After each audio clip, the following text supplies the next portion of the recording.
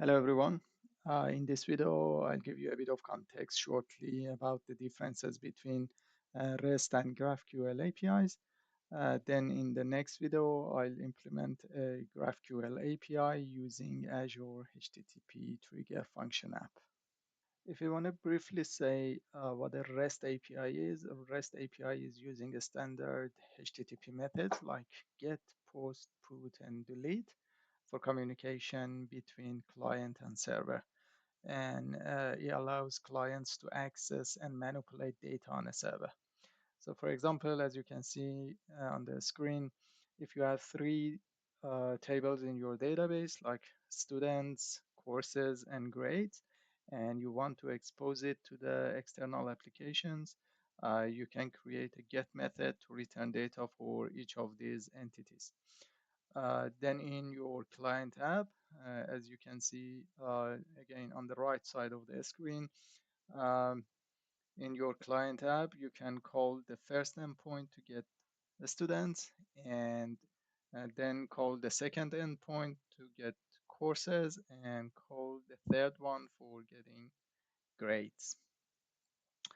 Just bear in mind that we return a bunch of properties for each entity.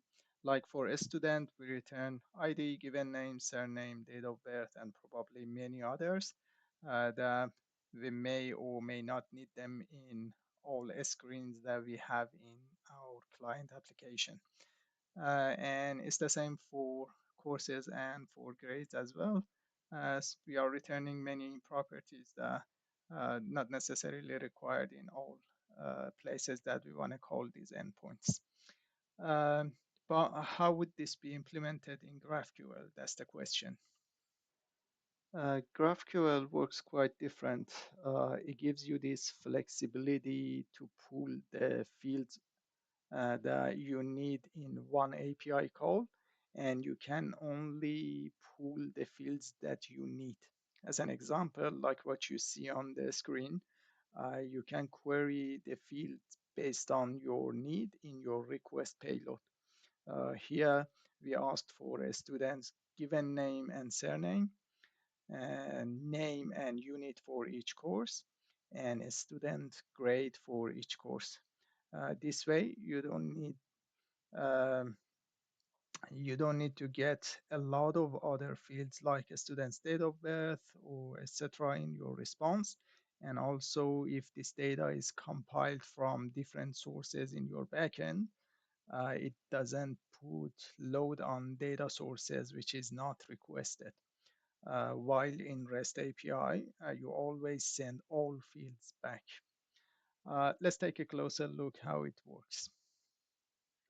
When a query is passed to the GraphQL query engine, it's got the query schema defined, and each part of a query is associated to a resolver.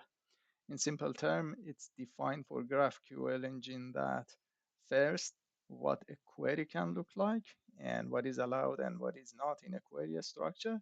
And second, how to populate the response.